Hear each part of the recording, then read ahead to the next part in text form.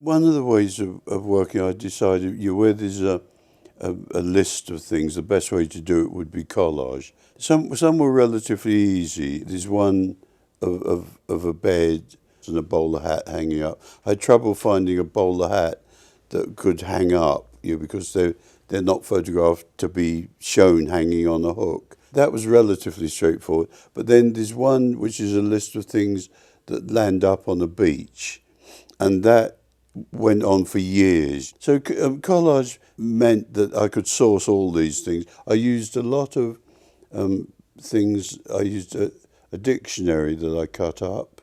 I used Army and Navy stores catalogues, for things like beds and furniture.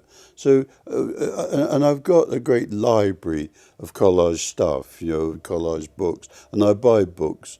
They're called breakers when the dealers sell them to you, because they expect them to be broken up for their prints anyway.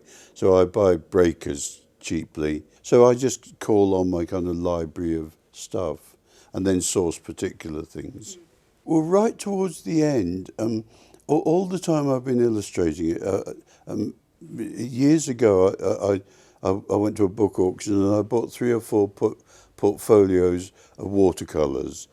Amateur watercolors, and there was a box of portraits, there was a box of landscapes, and there was one of a cockle woman, and I kept thinking that's so right for the book, and very recently I thought, well, put it in, why not? It's a found object. So I put that in, and then I looked through the pile, and this person had gone on holiday somewhere, and there were a whole lot of boat watercolors. So I put about 4 in. I mean, there's one where the neighbours are gossiping, where in his watercolour there are 2 little people talking, so they're the neighbours gossiping. So what I've done is used it absolutely straight and then added the things they might be gossiping about. So a young couple holding hands and a horse running away.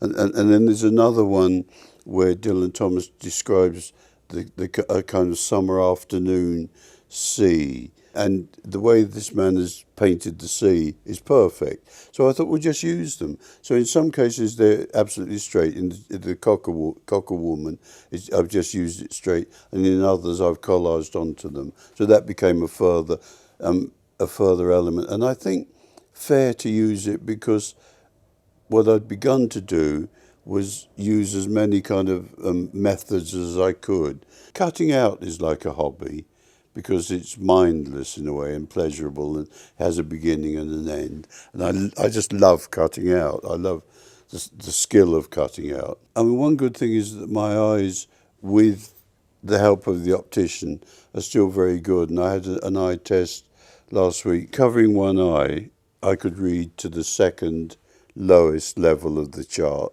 And with both eyes, I can read the bottom line. And my hands are still very steady. So I mean, the one thing I'll probably end up being able to do is cutting out when everything else is gone.